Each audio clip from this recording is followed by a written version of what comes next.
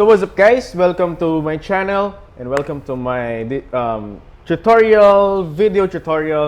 This is a new venture. I'm just exploring this for this lesson, and this is all for you who is doing this Python.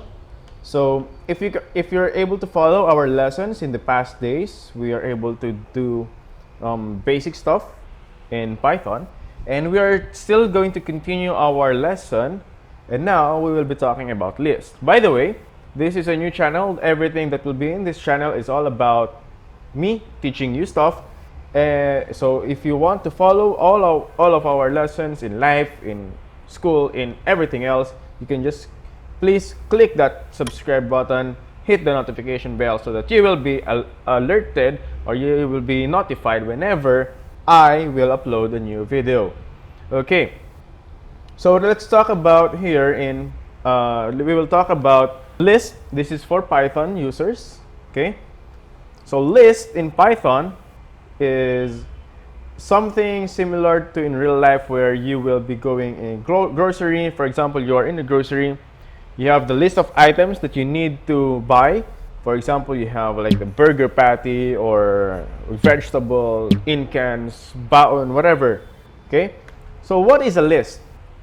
What is a list? Let's talk about this first before we go to Jupyter Notebook to have the hands-on examples. So this is another new thing. Commonly, I just show you the screenshots of what I'm doing, but now you will see it firsthand how I do it. Okay, what is a list? Lists are ordered sequences of objects that can hold variety of object types. This is especially for Python. This is specially made for Python, which is a dynamically typing. Again, dynamic typing is allowing you to change the type of a variable, of a list, or anything else from strings to integers to floating points to any other data type. Okay. So to define a list, you use the square brackets like this. So let me draw it there. Yeah. Square brackets and commas to separate each object inside the list. And then list supports indexing, like in strings. You can do indexing and slicing, and it can also be nested so that you will have a variety of useful methods that can be called off, and you can use this to any other. You can nest this to any other methods and functions and function call and stuff like that. Okay, so let's go straight to Jupyter Notebook to explore these concepts. Okay, so now we are here in Jupyter Notebook, and this is the user interface. I hope that you are already used to this. Okay, and what we will be doing here is we will explore all the concepts in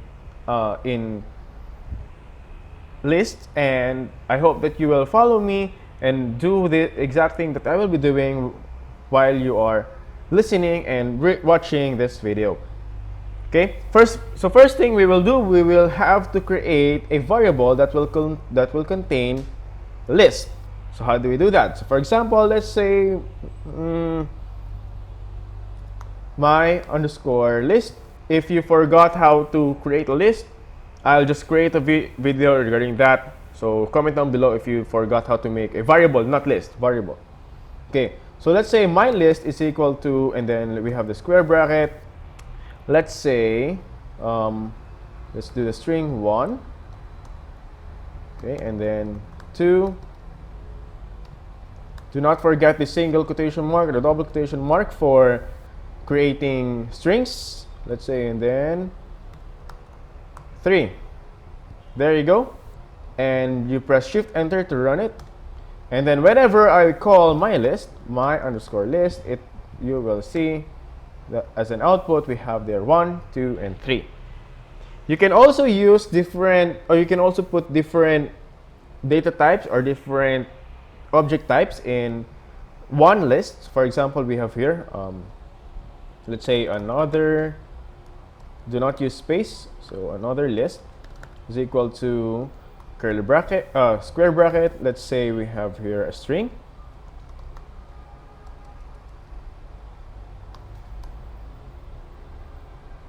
Anyway, Okay, and then we have an integer, comma, and we have a floating point. If you run this and we say another underscore list, shift enter, we will have here, first you have here a string, a floating, an integer, and a floating point. Now, so that is the advantage of doing this, and also you can check the length of your string by doing this, similar to doing it in strings. So len parenthesis, inside the parenthesis you type the variable name of your list, then shift enter, and then you will have 3 because we have only 1, 2, and 3 objects in your list. Okay, and now you can also do, like what I said earlier, you can also do indexing and slicing. But before you do that, you can try doing this first in your own Jupyter Notebook. I'll give you time. Pause this video in 5, 4, 3, 2, 1, pause. Now that you're back, I hope that you really paused it and did not just look at me doing this. Anyway, so we will now do indexing and slicing. So how do we do that? Let's have another string or another list. Let's say new underscore list, and let's put 3 strings for 1, and then we have 2, and then we have 3. Shift enter, and then if we want to call like only the string 1, we can do this. So let's say new underscore list, the square brackets, and then remember, if you are counting using index position, you start with 0. So 0, 1, 2. So if you want to return the number word 1, so you type here 0, and then shift enter, and then you will have here the string named 1.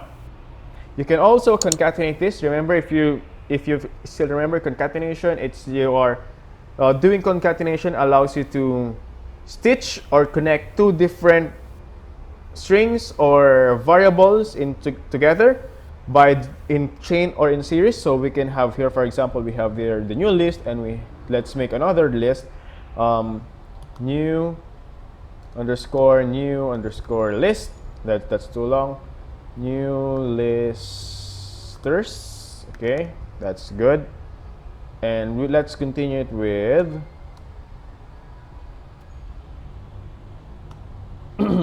let's start with 4, 5. Oops, 5. Then shift enter, and then we can do new list, new underscore list plus new underscore listers, and then now we have here as an output 1, 2, 3, 4, 5. But if you do it like this, you are not actually combining them, you're just stitching them together in the output. But if you want to put it in a new variable, you have to do it something like this. So let's say, let's do it here. Part is equal to new underscore list plus new underscore listers. And when you do shift enter, now whenever you will call part, you have now the concatenated version of new list plus new listers. Okay, so before we continue, you can pause this video, do this on your own, have the feels on how to do this, and do it now. I will give you a time for you to pause this video. Pause this video in 5, 4, 3, 2, 1. Okay, now that you're back, I hope that you really paused it. Again, I'm still hoping. I'm just here hoping that you're doing exactly what we are doing. Now, if you can still remember, our strings cannot be item assigned, so you cannot change any letter inside the string, not unless you do concatenation. But now in a list, you can actually do item assignment. Item assignment, let's show the definition over here. Item assignment allows you to change an object of your variable or your data type, change a part of your data type or your object. Okay, so since our data type is list, and so we can change a part, or we can change one part of our list. So let's try how to do that. So we can say here, let's say part, and let's say we will change the index position 2, which is let number 3 here, which is number 3, or let number word 3. If you want to change it, so we can say part 2 is equal to oye. I don't know why I did that, but anyway. So now whenever we call part, we have here 1, 2, not 3, oye. So we're able to change it into oye. And then 4 and 5. So that is item assignment. Now that you have the basics, this is just a basic manipulation of strings, or no, of list. So now we will try to do the basic methods that we can use in lists. So first, let's start with append. So when you say append, so let's make another list. Let's say brand underscore new list is equal to, let's make another list. Let's say ako si teacher Wes. Okay. Now, when we say append, so you're adding a new object to your list. So when we say, for example, let's say to do that, we can do brand underscore new list dot and then press tab. Now you have here the list of, or you have here the methods that you can use for doing list, but for now let's do append. Okay, and do not forget to use parentheses.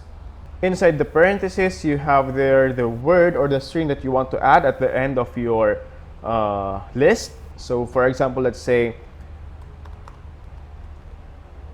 we have here a string named ayos. So when we do,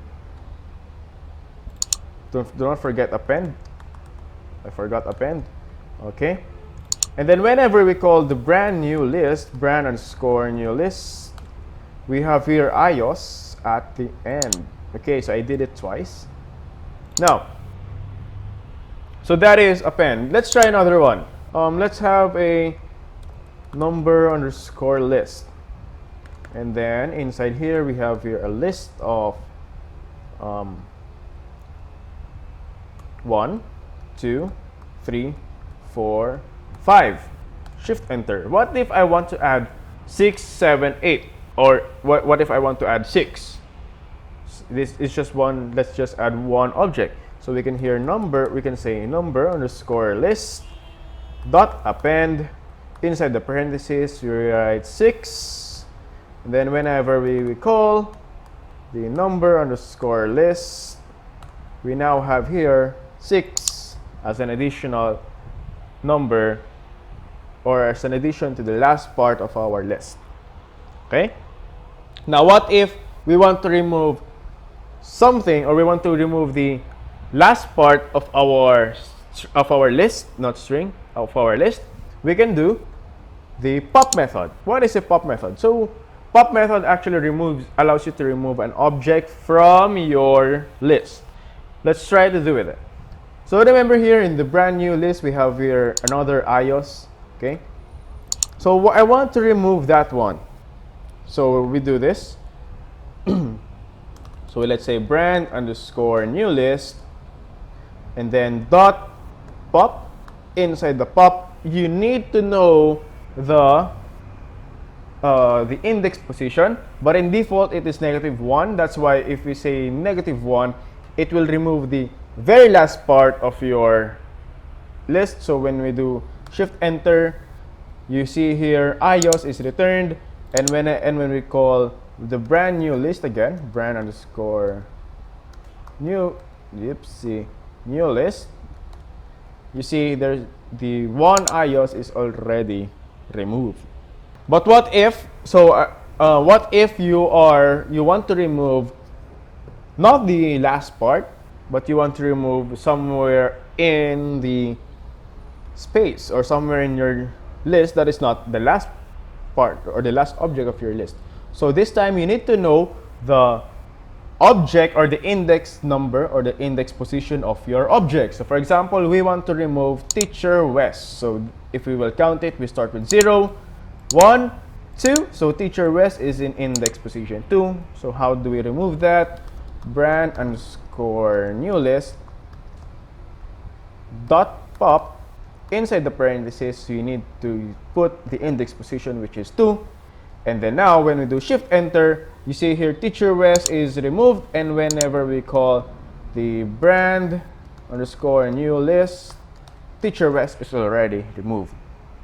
What if you want to save your the return or the popped method or the popped object? What you will do, you can put it in a new variable. So when, let's say, popped underscore item is equal to brand, let's do this. What's the last one? Number list. Let's do the number list. Number underscore list, and then dot pop. Inside here, let's say index position 2. Shift enter. Whenever we call the popped item, popped underscore item, we have 3. But whenever we call number underscore list, 3 is no longer there. All right. So that is how we do, or that is how we use popped method. Now let's talk about the new thing or another method that we can use in lists. That is what we call the dot sort. So to do that, let's make two different lists, two new lists actually. Let's say we have here, I'm out of words, so I will just do Tumblr because I have here a bamboo Tumblr.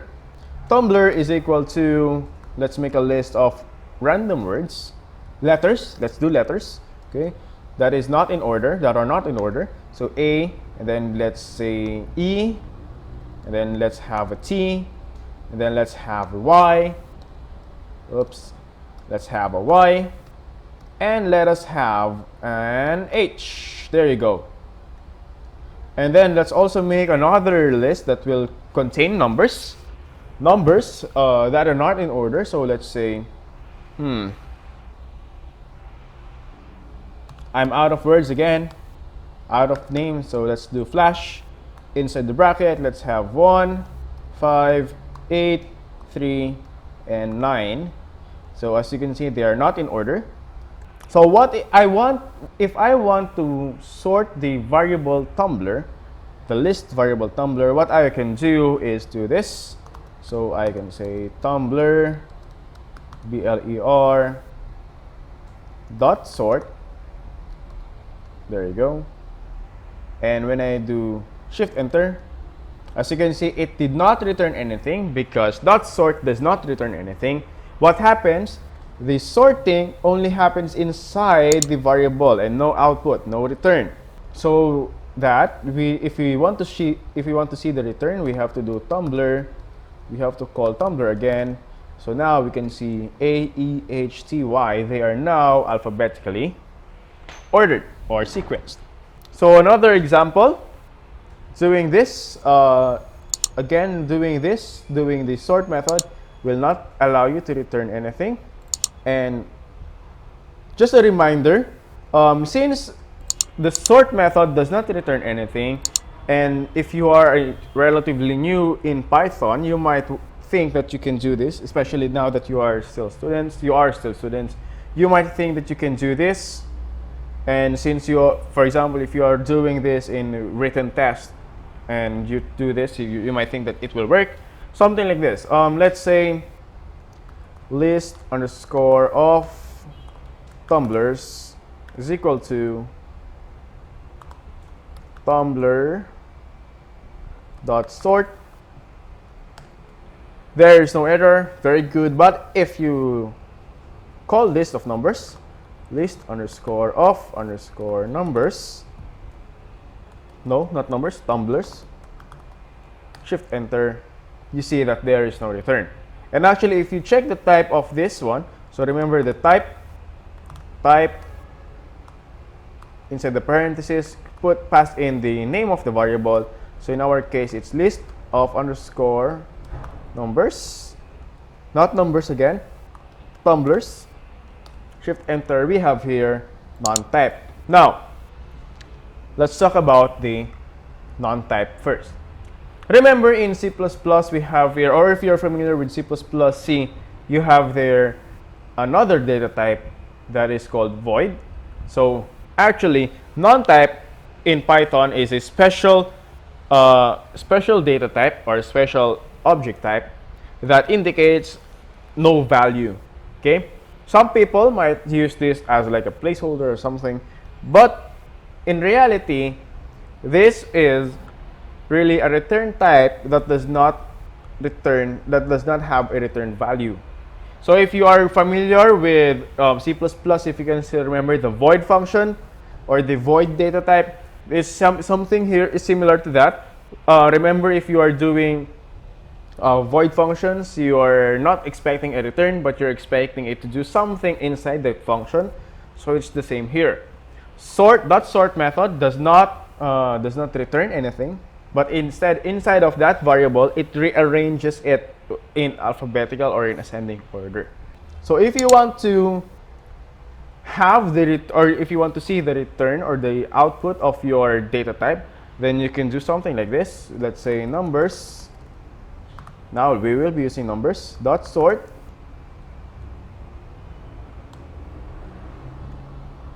It's numbers kasi. Oh, it's flash. It's flash. So let's say flash dot sort. Shift enter, or you can also do it in the same cell, and then let's say flash.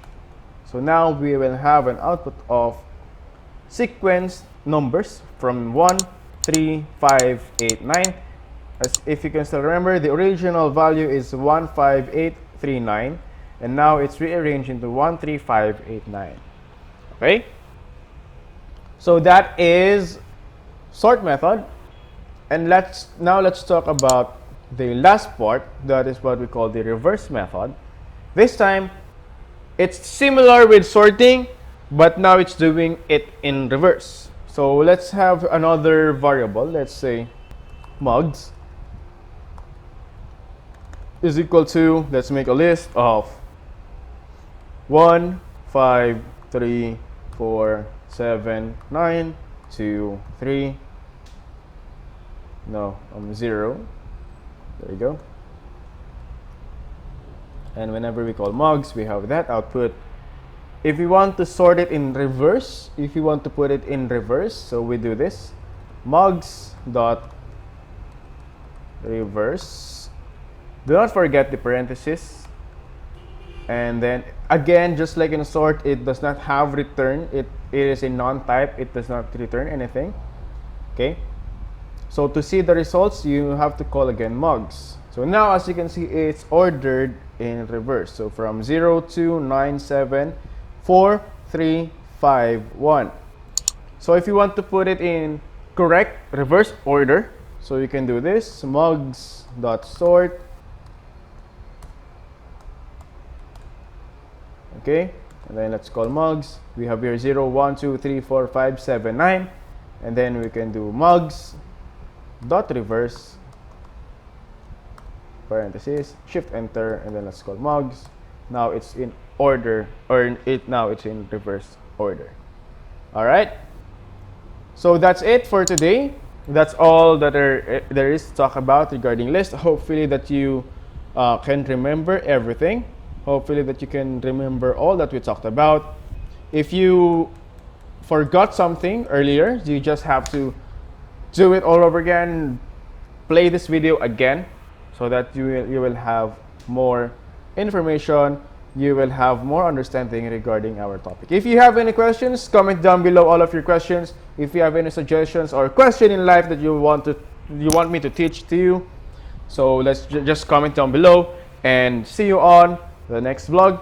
For your assignments, those who will be listening to this or watching to this via Google Classroom, the assignment or the activity will be written on your Google Classroom page, announcement, assignment post. Okay? See you again on the next video, and hopefully that you learned something. Study well, eat well, sleep well. That's it for today. Goodbye.